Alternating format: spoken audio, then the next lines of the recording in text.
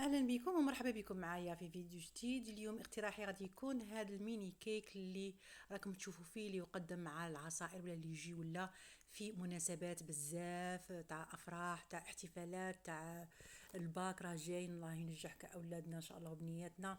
حفلات خطوبه ولا ضياف ولا كيما تبغوا تقدموهم يجوا ساهلين وشابين، والتقديم تاعهم يجي راقي بهذا الشكل، والخدمه تاعهم بسيطه ما فيها والو. حتى المكونات وراها مكونات جد اقتصادية موجودة في كل بيت. إن شاء الله تبقوا معايا مقادير الطريقة بإذن الله. هنا عندي كمقادير البسكويت: زوج حبات بيض، اكثر من نص كاس تاع السكر، يعني بالملعقه 5 ملاعق كبار تاع تاع السكر. عندي الكاس اللي دائما نقيسوا به راكم تشوفوا فيه، نص كاس تاع زيت، واكثر شويه من نص كاس تاع حليب، يعني نص كاس نزيدوا لها شويه. هذه هي. ونزيدوا عطر الكراميل، انا درت عطر الكراميل، ممكن ديري عطر الشوكولا، ممكن ديري عطر لافاني اللي موجود معاك. غادي نزيدوا ملعقتين كبار تاع كاكاو نغربلوه كيما راكم تشوفوا. كاكاو يكون بني ويكون بنته شابه باش يعطينا بسكوي ذوقه يكون شباب. ونخلطوا غير بالفوي، ونزيدوا كيس تاع خميره كيميائيه. هنا نعاود لكم المقادير لانه كنت نسرع: زوج حبات بيض، 5 ملاعق كبار تاع سكر، اكثر من نص كاس تاع زيت، ايضا اكثر من نص كاس، لا نص كاس تاع زيت، اكثر من نص كاس تاع حليب. وعندي كاس تاع فرينه كما راكم تشوفوا، يعني بالملعقه 6 يكونوا مشي معمرين تاع فرينه. ونخلطوا كامل المكونات كما راكم تشوفوا. هنايا ما قلتلكمش على البيض، البيض يكون درجه حراره الغرفه، ما يكونش بارد ديريكت من الثلاجه. ونخلطوا غير بالفوي كما راكم تشوفوا، وهذا هو القوام تاع الكيك. هنا في الاخير نزيدوا ملعقه اختياريه تاع خل، اذا كان موجود معكم ضيفوه، اذا ما بغيتوش تضيفوه ما تضيفوش، ولكن ممكن يحسن لكم نوعيه الكيك. هنا عندي بلاطو بهذا الشكل، راني دهنتها غير بالزيت فقط، اللي الطول تاعه 32 سنتيم على 28 سنتيم. وراني شعلنا الفرن في هذا الوقت باش يسخن معنا. نفرغوا كامل الخليط تاع الكيك تاعنا، راكم تشوفوا القوام تاعها كي داير. نخلوه ولا نيطالوه كامل بهذا الشكل باش ياخذ الشكل تاع الصينيه تاعنا. هنا ما يهمش، ممكن ديروه ايضا مدور، لان من بعد غادي نقطعوه دوائر. هنا بعد ما فات 20 دقيقه طاب لي الكيك. هنا ما درتهاش مباشره على النار، طلعته كامل الفوق ودرت له على نار متوسطه، هكا طاب لي مليح من الفوق ومن تحت على مره. هنا جيبوا اي قاطعه تقطعوا بها، انا بغيت نقطع بهادو جاوني شويه كبار، لذا درت غير بالكاس فقط، لانه حوست على الطوابع اللي عندي ما لقيتهمش، لذا درت بالكاس. ولانه ننصحكم بالكاس غادي يغبنكم شويه، ولكن معليش الاخر سلكوا به، ولكن بالقاطعه ولا اون بورت بياس يجي خير، يقطع لكم الحبه خير وخير. هنا نقطعوا بهذا الشكل كما راكم تشوفوا. غادي ما يجيش ارتفاع تاعهم عالي بزاف وما يجيش رقيق بزاف، يجي بهذا القوام راكم تشوفوا فيه، يجي هشيش وخفيف. ممكن هذه الوصفه تعتمدوها في اي نوع تاع بسكوي ولا تاع كيك ولا اللي بغيتوه. هنا غادي نقطع كامل الحبات اللي عندي. هنايا ملاحظه: اذا لصقت لكم القطعه في الكاس ديروا لها كما راكم تشوفوا، دخلوا كيردون ولا دخلوا عود تاع شواء وجبدوها غير بشويه باش ما تفتتش معاكم، لانه نعرفوا الكاس ضيق ما غاديش تخرج لكم بسهوله.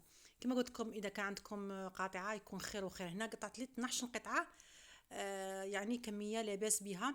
اذا كان عندكم ضياف ولا تستقبلوا الناس ولا كاش حفله ولا، ممكن تضاعفوا هذوك المقادير تحصلوا على 24 قطعه.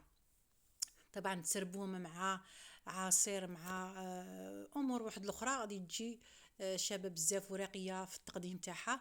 باش هكا نوعوا في التقديمات تاعنا، خاصه اذا كانت عندكم حفلات هكا تاع نجاحات ولا، غادي تجي مليحه بزاف. هنا دوك البقايا اللي بقاو لنا غادي نطحنوهم بالاشوار باش يعطينا قوام شباب. اذا ما كانش عندكم اشوار ما بغيتوش تستعملوه، ممكن غير بيديكم تفتوه، ولكن بالاشوار غادي يعطيكم حبيبات يجوا عندهم نفس الشكل، يجوا مفتين كاع كيف كيف. هنا نروحوا نوجدوا الكريمه عندي كاس تاع حليب، الكاس هذا اللي نقيسوا به تاع 220 ملي سوائل.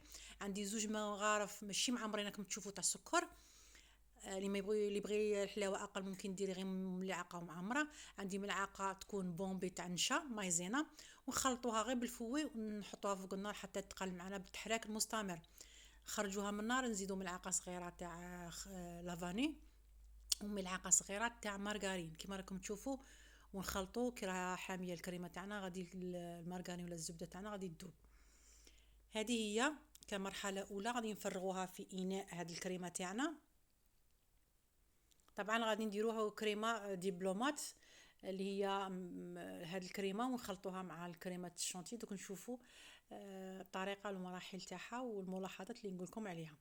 هنا راهي حاميه الكريمه تاعنا، نغطوها بفيلم بلاستيكي وندخلوها تبرد معانا تماما، ضروري تكون بارده هذه هي. وضروري ايضا نغطوها بالفيلم بلاستيكي، ولا يكون عندكم كيس بلاستيكي يكون نظيف. المهم يديروها تلامس الكريمه تاعكم، ما تخلوهاش من الفوق. هنا بعد ما بردت لي الكريمه تماما كما راكم تشوفوا، خليتها في الثلاجه حوالي ساعتين، ولا ممكن اذا كنتوا عجلانين نديروها في المجمد. انا عندي شويه تاع حليب، راكم تشوفوا هذا كاس تاع صغير تاع لاتاي، درت شويه تاع حليب بارد جدا. هنا نشوفوا القياس اللي غادي ياخذ لنا، لانه نعرفوا تاع بودره الشونتي هي اللي تتحكم في هذه الامور. كانت تخرج لنا بودره الشونتي مليحه متماسكه، كاين اللي تخرج ما تطلعش مليح كيما نقولوا نوعيتها ماشي مليحه. انا درت 3 ملاعق كبيره تاع بودره الشونتي مع شويه تاع حليب، حوالي ملعقتين ولا تاع حليب، ونخلطوها بالخلاط. هنا ممكن نسحقوا ونزيدوا الحليب، ممكن نتوقفوا. انا بكل صراحه ما زدتش لانه الشونتي تاعي ما كانتش مليحه، لذا ما زدتش. ممكن تطيحوا فيه شونتي شابه بزاف، ممكن تزيدوا هذيك الكميه اللي بقات تاع الحليب. هنا نخلطوا مليح حتى تحسوا باللي ضعفت هذيك الكريمات الفوليوم تاعها، ودخلوها في بوش تخلوها تبرد. هنا نجيبوا القطع باش نديروا المونتاج تاع الحلوى تاعنا ولا تاع الميني كيك تاعنا. كيما راكم تشوفوا نديروا الكريمه على الحافه كيما راكم تشوفوا. هنا مادابيا تخلوها تبرد وتتماسك مليح، خاصه كما قلت لكم اذا كانت عندكم شونتي تكون مليحه، غادي تتماسك مليح هذه الكريمه وما تطيح لكمش. كما راكم تشوفوا مع الحمان، راكم عارفين الخدمه في الحمان شويه تصعب علينا الامور. هنايا في الوسط نديروا شوكولا طالع، تجي بنينه بزاف. اذا بغيتوا تغيروا ديروا كراميل، ممكن ايضا ديروا كراميل، ولا مربى تاني يجي شباب بالمربى، مربى الفراز ولا فرامبواز ولا اي حاجه ممكن ديروها فوغاج ديروها، ولكن تبعوا الشوكولا اللي يتناسب معاها. هنايا نغطوها بهذاك الفوتات اللي درناه تاع الكيك، نحاولوا غير بيدينا ونسووه كما راكم تشوفوا ونحطوه. هنا مانيش نحوس عليها تجيني بومبي ولا تجيني عاليه، نحوس عليها تجيني مستويه كما نقولوا، لانه غادي ندير لها ديكور من بعد. غادي نكمل كامل الحبات اللي عندنا. هنا طبعا الكيك جاني هشيش وجاني خفيف، ما نحتاج نشربه، نديره مباشره. هنا ندير الايطالي الكريمه مادابيا ديرهم للزوج في بوش هكا باش يساعدوكم، ونديروا كميه من الشوكولا الطالع في الوسط، ونغطوها بهذاك الفوتات تاع هنا مادابيا ايضا قبل من هذه المرحله دخلوها في الثلاجه تماسك مليح هذيك الكريمه. هنا كانت عندي كريمه الشونتي درت لها شويه كاكاو وشويه شوكولا طالع، حوالي 3 ملاعق كبيره تاع شونتي مع نص كاس صغير تاع ماء بارد، وطلعتها وزدت لها ملعقه صغيره تاع كاكاو مع ملعقه صغيره تاع شوكولا طالع، وباش زينت بهذا التزيين. هنا ايضا بقات لي شويه شوكولا طالع في البوش، زينت بها بهذا الخطوط بهذا الشكل كما راكم تشوفوا. هنا طبعا افكار تاع التزيين تكون بزاف على حسب الشيء اللي موجود عندك، ما تقيديش في هذا التزيين، ممكن يجوك افكار وتزيني اشياء كثيره ممكن تكون موجوده عندكم. ممكن بالجوز، بالقرقاع، ممكن بسوريز كونفي، ممكن يكون سوريز جديد ايضا يجي شابه، ممكن بالبندق، ممكن باي حبيبه تاع حلوى. وهذه هي النتيجه تاعها. ماذا بيا تدخلوها الثلاجه قبل التقديم. دائما هذه الحلويات في السخانه اللي فيهم الكريمات ولا فيهم الشوكولا، ولا دائما الثلاجه هي اللي تحتفظوا بها، ما تخلوهمش على برا والسخانه. والحمان كما راكم نقولوا غادي تسيل معنا كاع الكريمه وكاع هذوك الامور ما تبقاش شاده روحها، لذا في الثلاجه وقت التقديم نخرجوهم.